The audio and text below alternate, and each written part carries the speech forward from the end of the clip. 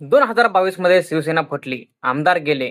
2023 मध्ये पक्ष आणि चिन्ह गेलं आणि आता 2026 मध्ये चर्चा आहे की खासदार ही जाणार आहेत. पण प्रश्न फक्त एवढाच नाही की कोण जात आहे. प्रश्न आहे जनतेने ज्यांना एका विचारासाठी निवडून दिलं होतं, ते निवडून आल्यानंतर विचार बदलतात की संगीत खुर्च्याप्रमाणे खुर्च्या बदलतायत.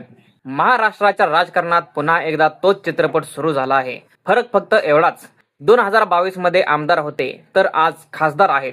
2022 मध्ये एकनाथ शिंदे यांनी बंड केलं आणि शिवसेना 2 तुकड्यांमध्ये विभागली गेली. त्यानंतर पक्षाचं नाव, चिन्ह आणि सत्ता सर्वच बदललं. आता पुन्हा ऑपरेशन टायगर या नावाने चर्चा सुरू आहे. वृत्तानुसार ठाकरे गटातील 9 पैकी 6 खासदार वेगळा गट तयार करण्याच्या हालचालीत आहेत. यामध्ये सर्वात जास्त चर्चेत असलेलं नाव म्हणजे ओमराजे निंबाळकर, धाराशिवचे खासदार, ज्यांना अनेक जण उद्धव ठाकरे यांचे निष्ठावान सैनिक मानत होते. पण इथे एक गोष्ट लक्षात घ्या, राजकारणात अचानक काहीच होत नाही. प्रत्येक बंडामागे एक कारण असतं, प्रत्येक फुटींमागे एक गणित असतं आणि प्रत्येक गणितामागे सत्ता असते. ओमराजे निंबाळकर यांचं नाव चर्चेत आलं कारण ते अचानक दिल्लीत गेल्याच्या बातम्या समोर आल्या. त्यांनी ज्या विमानाने प्रवास केला ते श्रीकांत शिंदे यांच्या नावाने बुक असल्याचेही काही माध्यमांनी म्हटलं आहे. त्यामुळे संशय आणखी वाढला. पण दुसरी बाजूही आहे. ओमराजे यांनी अद्याप अधिकृतपणे पक्ष सोडल्याची घोषणा केलेली नाही. उलट काही वृत्तांमध्ये त्यांनी 20 जून नंतर भूमिका स्पष्ट करेन असं सांगितलं आहे. म्हणजे सध्या सत्य काय आहे?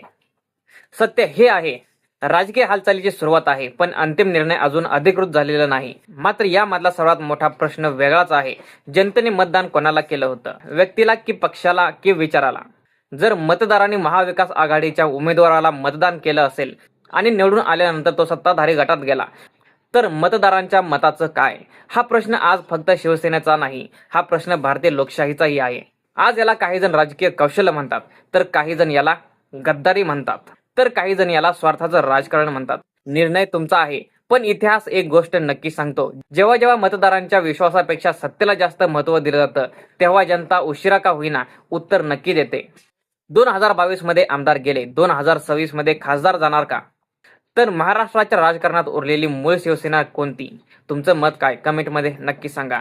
जर आपण या चॅनलवरती नवीन असाल तर चॅनलला सबस्क्राईब करायला विसरू नका. धन्यवाद.